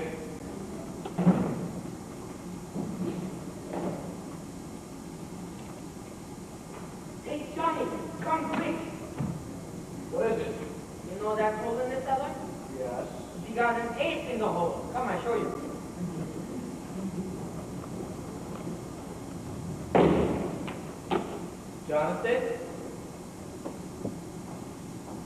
Jonathan? Jonathan? Yes, Mortimer. I thought I told you to get out of here. I'm not leaving. Oh, you're not. Do you want Officer O'Hara to see what's in the window seat? I'm staying right here. All right. This gets me rid of you and Officer O'Hara all at the same time. Officer O'Hara, will you come in here a minute? If you tell O'Hara what's in the window seat, then I'll tell O'Hara what's down in the cellar. The cellar. There's an elderly gentleman down there who seems to be very dead. What were you doing down in the cellar? What he doing down in the cellar? Shut up! So what are you going to go tell O'Hara? Say, Mr. Brewster, the ant wanted to hear it too. Shall I, get him in here? You don't have time for that now, O'Hara. You gotta go ring in. The hell with bringing in! I'll get your ass in here and I'll tell you to what! But O'Hara! O'Hara! Not in front of all these people! We'll get together alone later and you'll tell me the plot. How about the Dr. McKellar? Yeah, sure. You go to the Dr. McKellar's and I'll meet you there later. Why don't the two of you go down and talk in the cellar? That's all right with me. It's, that's the cellar? No, the cellar's down the hall. You go ring in, we'll meet at the Dr. McKellar's. All right. That'll only take a couple of minutes. Look, I'll ditch this coffee in back in 5 minutes. Expect to find you gone. Wait. He got him right where we wanted. Did he look guilty? Is he home yet? Oh, we thought we heard somebody leave. That was just Mortimer. Is there any food left in the kitchen? I think Dr. Einstein and I would enjoy a bite to eat. Oh, I'm afraid you won't have time to eat. No, if you're still here when Mortimer gets back, he won't like it. He'll like it. He's gotta like it. Mix us something to eat. We're going to work up an appetite while we bury Mr. Spinaldo in the cellar. Jonathan, you can't do that. No, Jonathan, you've got to take him with you. Mortimer has a friend down there waiting for him. A friend of Mortimer? Yes, we'll get along fine. We're both dead. Oh, you must mean Mr. Hoskins. Mr. Hoskins? Well, if you're talking about Mr. Hoskins, he's no friend of Mortimer's. He's one of our gentlemen. You're a gentleman? Yes, and you can't bury Mr. Spinaldo down there anyway, because it's too crowded. Crowded with what? Why, there are 12 graves down there now. Well, graves. That leaves very little room, and we are going to need it. You mean you and Aunt Laughlin have murdered? Murder? Certainly not. Why, it's one of our charities. What we do is a mercy.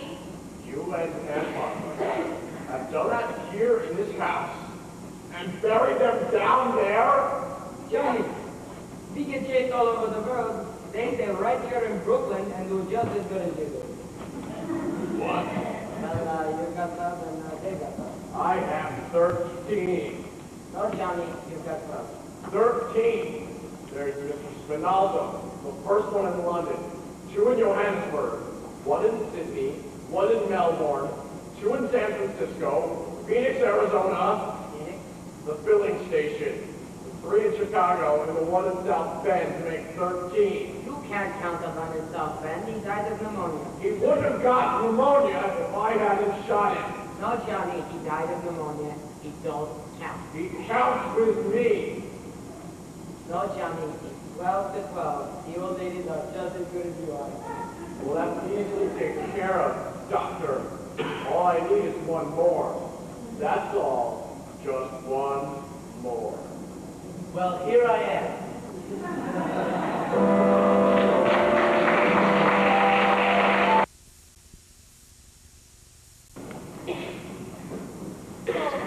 Terrible. Putting together a perfectly good Methodist was a foreigner. I will not have our cellar desecrated. Oh, and we promised Mr. Hoskins a full Christian funeral.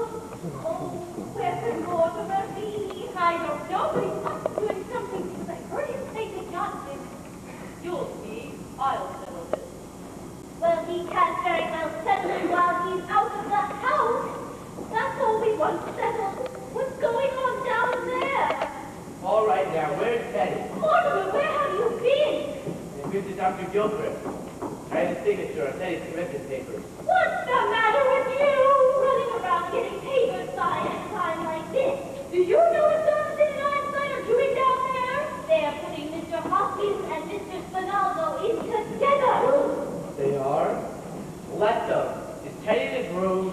Hey, won't you any help? When I have a native signature on these commitment papers, I can tackle Jonathan. I don't see what that has to do with anything. had to go and tell Jonathan about those 12 graves. If I can make Teddy responsible for those, I can protect you, don't you see? No, I don't see. And we pay taxes to have the police protect us. All right, I'll be back down in a minute. Martha, come. We're going to the police. All right, the police. You can't go to the police. Why not?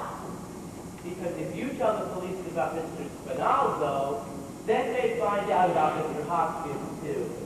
That might make them curious, and then they find the other 12 gentlemen. Oh, Mortimer, we know the police better than you do. I don't think they'd pry into our personal business if we asked them not to. But if they found your 12 gentlemen, they'd have to make a report to headquarters. Oh, no, they wouldn't. That would be a very long report. And if there's one thing I know about policemen, it's that they hate to write. You can't depend on that. We're nightly gal, and you can't expect a judge and a jury to understand. Oh, Judge Coleman would. We know him very well. He comes to church to pray just before the election. And he's coming to tea someday. He promised. Oh, we must speak to him about that. Since his mother died, he's become such a lonely old man. No, you can't do this. I won't let you. You can't leave this house, and you can't have Judge Coleman to tea. Well, if you're not going to do something about Mr. Spinalzo, we are. I am doing something. We may have to call the police in later, but if we do, I want to be ready for them. Mortimer, you have to get rid of Jonathan and Mr. Spinalzo. Will you please let me handle this my own way? I've got to see Teddy. All right, Mortimer. But if they're not out of here by morning, we are going to the police. Oh, they'll be out of here by morning. I promise you that. Now, go to bed. For God's sake, get out of those clothes. You look like Judith Anderson. Well, Abby, it is a relief, isn't it? Yes, if Mortimer's really going to do something at last, then Jonathan's just going through a lot of unnecessary trouble. We better tell him. Oh, Jonathan! You might as well stop what you're doing. It's all done. Did I hear Mortimer? Well, you just better undo it because you're going to be out of here by morning. All three of you. Mortimer's promised. He has he? Well, then the two of you might as well go off and have a good night's sleep. Good night, Jonathan. Not good night. Goodbye. By the time we are up, you will be out of this house. Mortimer's promised. And he has a way to do it, too. Good night, aunties. Goodbye, Jonathan. Perhaps you should say goodbye to Mortimer. You'll see, Mortimer. Yes, I'll see Mortimer. Phew, that love is up smooth like a lake. Nobody ever know they were down there. Oh, that bed feels good. 48 hours here with you. Speak off now, yeah? Forget, Doctor. What? My brother Mortimer. Oh, Johnny, not tonight. Be good at tomorrow, the next day. No. Tonight. Now. But Johnny, I'm tired. And I gotta operate tomorrow. Yes, tomorrow you operate. But tonight, we take care of my brother. Johnny, not tonight. We go to bed now, yeah? Doctor, look at me.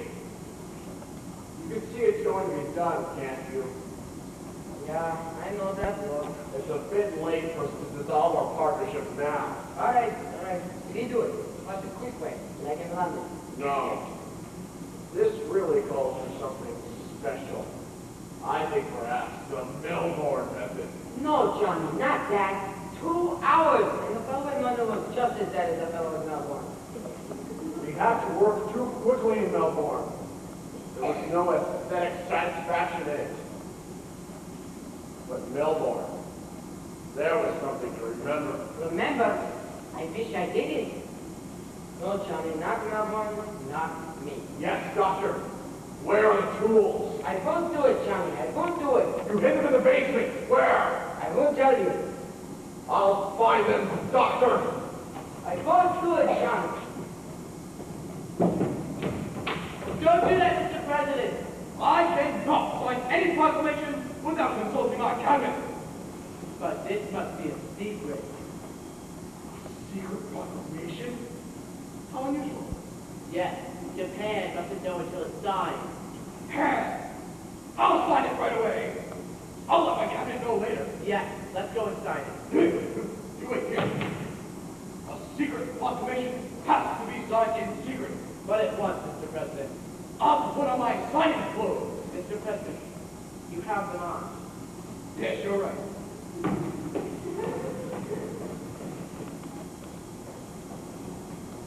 You go now, yes? No, Dr. Einstein. I'm waiting for something. Something important. Please, you go now. Doctor, I have nothing against you personally. You seem like a nice enough fellow. Take my advice and get out of this house just as quickly as possible. Trouble, yeah, you go now. All right, don't say I didn't warn you. I'm warning you. Get the back quick. Things are going to start popping around here any minute now. Listen, Johnny's in a bad mood. And when he's in a bad mood, things happen. Terrible things. Jonathan doesn't worry me now. Ah, Hero, don't those plays teach you anything? About what? Well, at least the people who play act like they got some sense. Oh, you think so, you? You think people in plays act intelligently? I wish you had to sit through some of the ones I have to sit through. Take the little opus I saw tonight, for instance. In this play, there's a man. He's supposed to be bright. I mean, he knows he's in the house of murderers.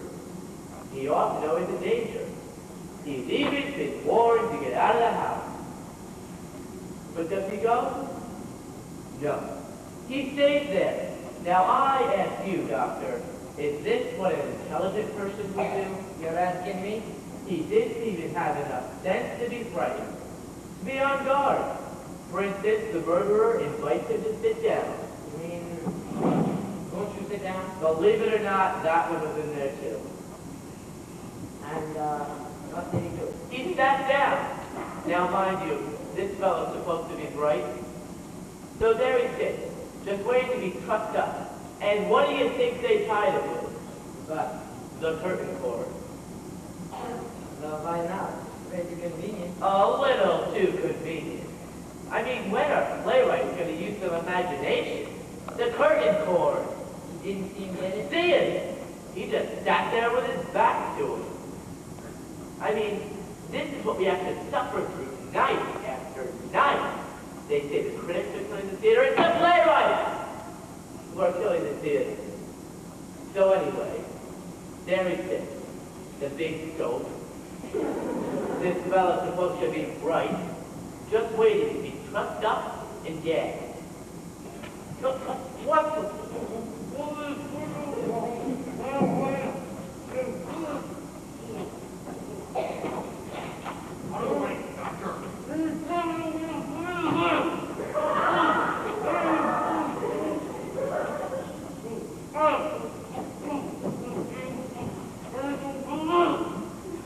Well, you're right about something. That fella wasn't very bright.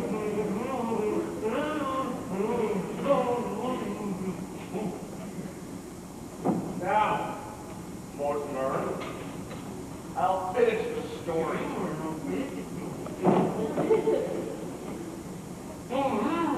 I've been away for 20 years. Not once in all that time were you off my mind. I dreamt of you in Melbourne. When I landed here, I felt a strange satisfaction. Once again, the two of us were in the same country.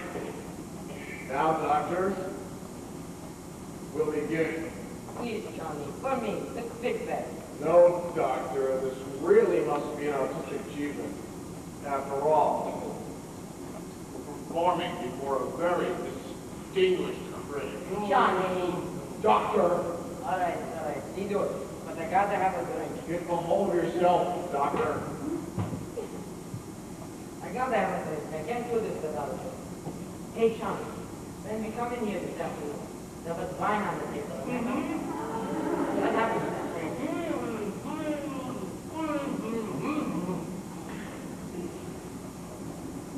Look, Johnny, we got a drink. Here, I spilled it. We both need a drink. Wait, Doctor. Where are our manners? Mortimer, I realize now that it was you that brought me back and forth with you. Now, Doctor, my dear dead brother. Want to go?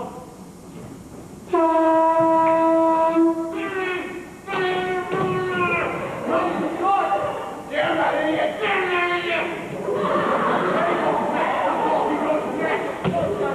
Hey, that's where I stop. Take care of Teddy later. Don't take care of Teddy dog. Now we have to work fast. Yeah, the big bet. Yes, Doctor. Good way. Hey! The colonel's gotta quit blowing that horn. We've taken the horn away from you. You can go now. There's gonna be help to pay in the morning. We promised the neighbors we wouldn't do that anymore. We've taken care of it. You can leave now. I'd better speak to him myself. Where is he? Hey! You stood me up! I waited an hour at Kelly's for you. What happened to him? He was just explaining a play last night. That's what happened to the fellow play. They had that in the play last night?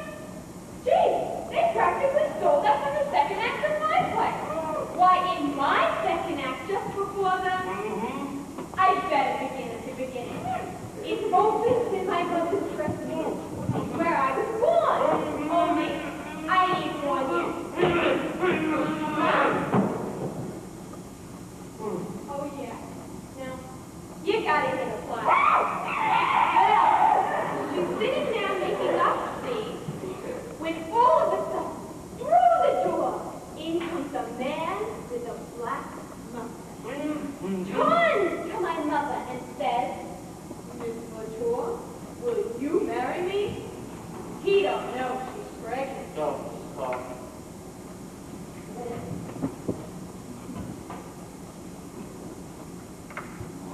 She's lying there, unconscious across the table, in a lingerie. The Chinese standing over her with a hatchet. I'm tied up in a chair, just like you are. So please, is it inferno or flame? It's on fire. When all of a sudden, through the window, in comes male LaGuardia. Hey! Remember who paid for that? Go easy on it. Well, I'm listening, ain't I? How'd you like it so far? Good Johnny to sleep. Let him alone. If he ain't got no more interest in that, he don't get a drink. Well, it's 3 days later. I've been transferred, and I'm under charges. Because somebody stole my bag. I'm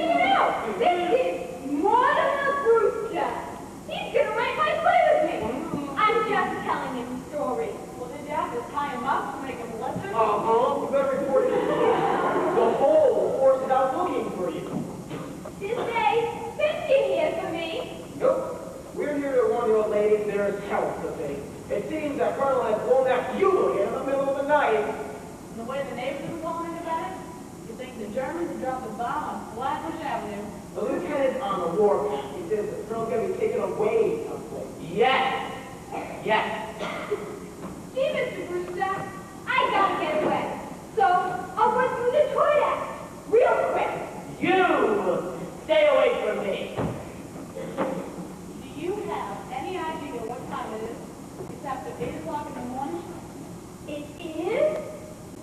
Gee, Mr. Brewster, them first two acts run a little long, but I don't see anything we can leave out. Here's the hit. Leave it all out! Who the hell is this guy? No, that is my brother. Oh, yes. The one that ran away. So, he came back. Yeah, he came back.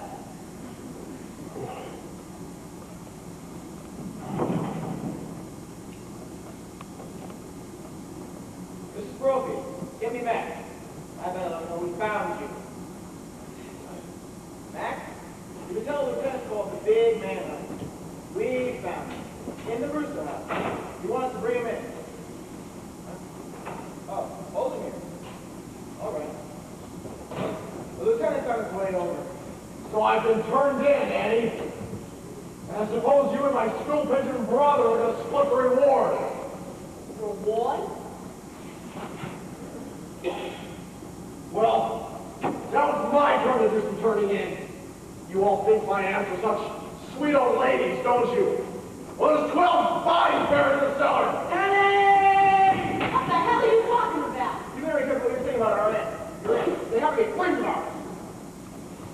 12 graves, and I can prove it to you. Wait a minute, wait a minute. You don't want to see what's down in the cellar? Maybe you should go down in the cellar and drink it. I'm not so sure I want to be down in the cellar with him. Look at that butt. He looks like Boris Karloff. Hey! Get him off me! Get him off me! What are you going to do?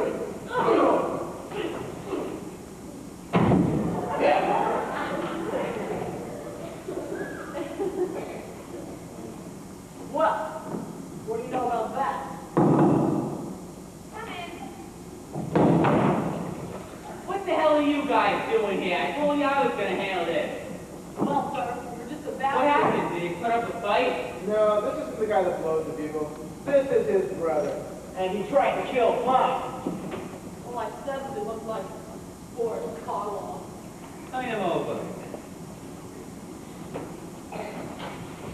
We gotta think he's wanted somewhere. Oh, you kind of think he's wanted somewhere. If you guys don't read the circulars and hang up in the station, at least you could look at True Detective. Certainly he's wanted. In Indiana, escaped from a prison for a criminal estate. For God's sake, he's a lifer. That's how he was described. He looked like Karloff. Was there a reward mentioned? Yeah, and I'm claiming it. He was trying to get us down in the cellar.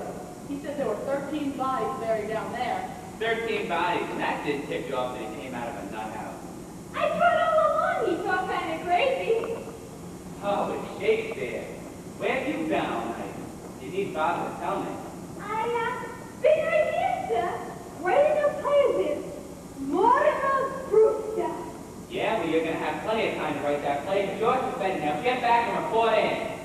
Can I, stop over sometime and use the station typewriter? No, get out! Take that guy someplace else and bring him too. See what you can find out about his accomplice, the guy that helped him escape. He's wanted too. No wonder Brooklyn's in the shape of him with a police force full of flatheads like you. Fall for that kind of story. 13 bodies. But there are 13 bodies in the cellar. Who the hell are you? I'm President Roosevelt. What the hell is this? That's the guy that blows the bugle. Good morning, Colonel. Well, Colonel, you've blown your last bugle. Dear me. Now a yellow fever victim. What? Hold on in the cellar. A yellow fever victim. No, this is a spy we found in the White House. Will you get that guy out of here? If there's any question of spies, that's my department. You keep out of it. You're forgetting, as president, I am also the head of the Secret Service.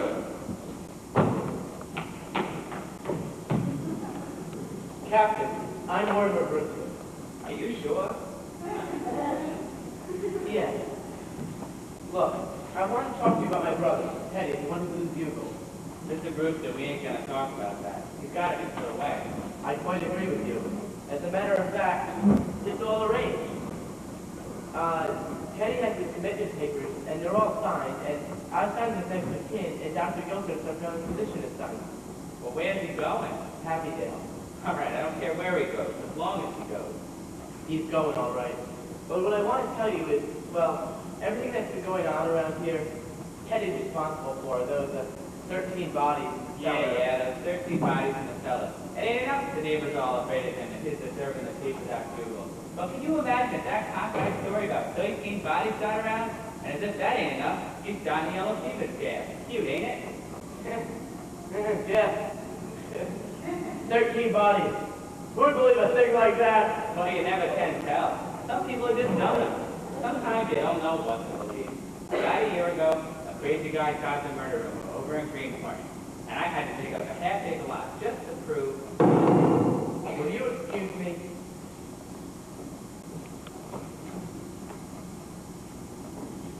Good morning, Mortimer.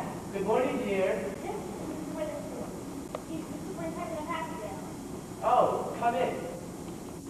And from Sweet Teddy. Oh. Well, this is Captain Rudy. Lieutenant Rooney. I'm glad you're here, Superintendent, because they're taking him back with you today. Today? I didn't know that. Not today. Look, Elaine, I have a lot of business to attend to, so you run along home and I'll call you up tomorrow. What? I had no idea. The papers are all signed. He's going today. Complete insubordination!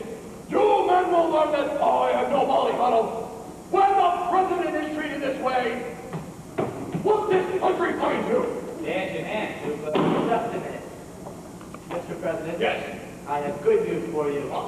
Your term of office is over. Is it march before? Practically. Let's see. Whoa! Now I can go on my hunting trip to Africa. Yes! I'll bring down my critics right away. Is he trying to move into the White House before I move out? Who, Teddy? Taft! That isn't Mr. Taft, Teddy. That's Mr. Witherspoon. He used to be your guide in Africa. Bully!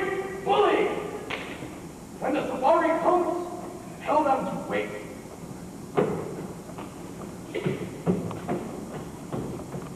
Oh, Aunt Abby! Goodbye! Goodbye, Aunt Martha! I'm going to Africa! Isn't it wonderful?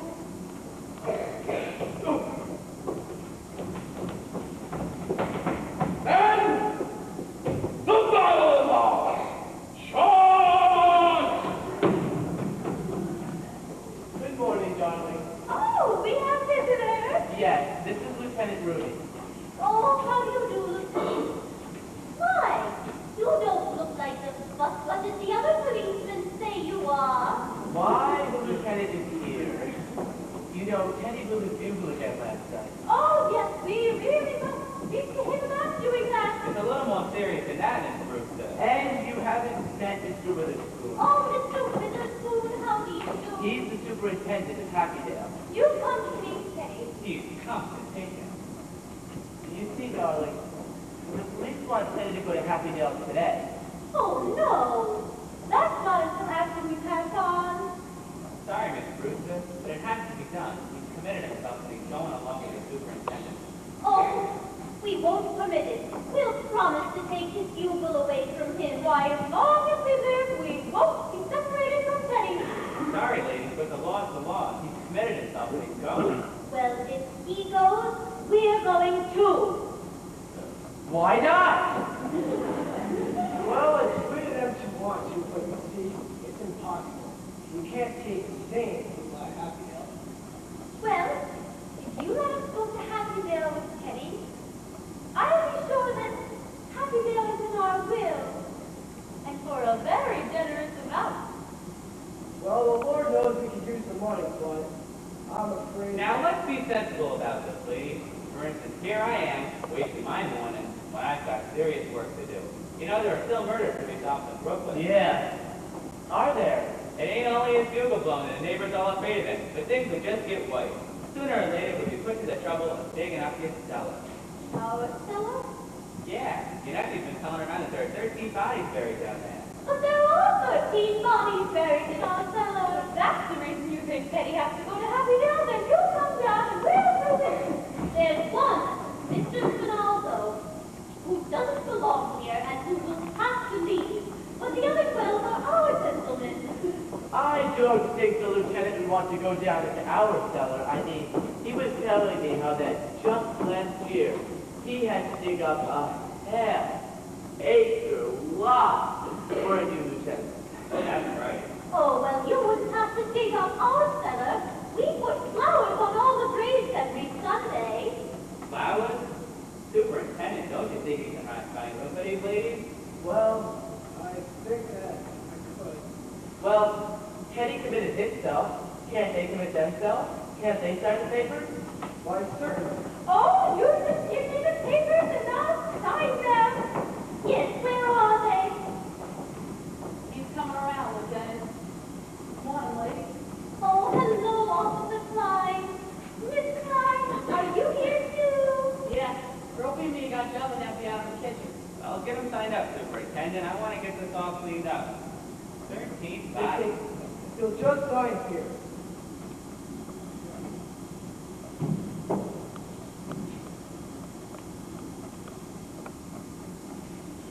And you hear it, Abby.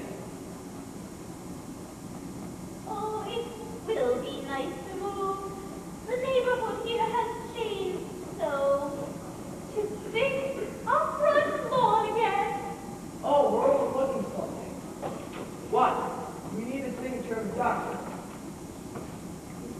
Dr. Einstein, will you come here a minute? We have some papers we want you to sign. Please. Just put that down, Dr. Einstein. For a moment there, I thought the doctor was going to operate on me. Just come right over here, doctor. Just sign right here, doctor.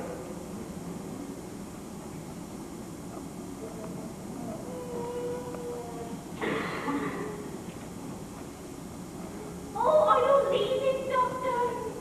Yes, I think I must go. Are you going to wait for Johnson? I don't think we're going to the same place. Hello, Elaine. It's good to see you again. Stick around, huh? Don't worry, I'm coming. Hello, Mac. Rooney, we picked up that guy's wanted in Indiana. Now, read me the description of the accomplice right there on the deck. 54 years old. 5'6". 140 pounds. Blue eyes. Gray hair. Talks with Joyman accent. Posted to the doctor. Thanks, Mac. It's all right, Lieutenant. The doctor here has just finished his signature. Thanks, Doc. You really do a book and a service. Mr. Brewster, you'll have to sign his next case. Oh, of course. Right here. That would be fine. Yeah. This makes everything complete. Everything legal. Yes. Well, Andy, now you take it. When do you think you'll be able to start? Oh, I know, Mr. Witherspoon. Why don't you go upstairs and tell Teddy which things he should take along with him? Upstairs? Oh, Mortimer, you don't have to show him. Mr. Witherspoon, just go right upstairs into the first door on your left. Mortimer, we need to speak with you. Well, Mortimer, the house is really yours now. Yes, you can both live here now. Oh, darling, this house is too full of memories. But you and Elaine will need someplace to live when you get married. Darling, it's very indefinite. Nothing of the kind. We're going to be married right away. Oh, Mortimer, I'm terribly worried about something. What? Oh, darling, you're going to love it at Happy Dale. That's just the thing. I don't want anything to go wrong. Are they going to check those signatures? Oh, don't don't worry, they won't look up Dr. Einstein. It's not Dr. Einstein we're worried about. It's you. You see, we didn't want to tell you, but you're a man now. Mortimer, you're not really a Brewster. Your mother came to us as a cook. And then she had you about 3 months afterwards. But she was such a good cook and such a sweet woman that we didn't want to lose her. So brother married her. I'm not really a Brewster.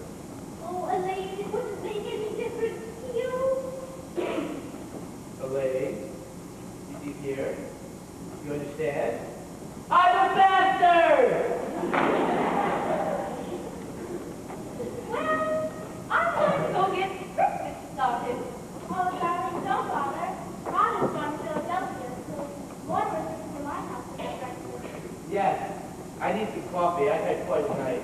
Oh, then I should think you would be wanting to get to bed right away. I do. One moment, Witherspoon. Take these with you. We won't need the wagon. My car's out front. Oh, Jonathan, are you leaving? Yeah, he's going back to Indiana. There's some people who want to take care of him for the rest of his life. Oh, well, it's good that he's going to have someone to take care of him. We're leaving too. Yes, we're going to Happydale. This house has seen the last of the Brewsters. Unless Mortimer and Elaine decide to live here. I have a suggestion.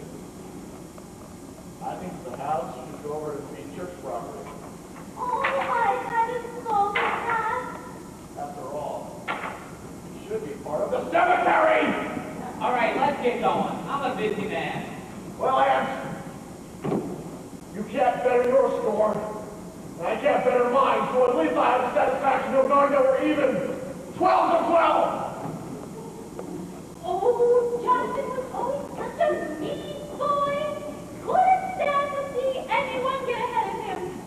I wish we could do something to show him he isn't so smart.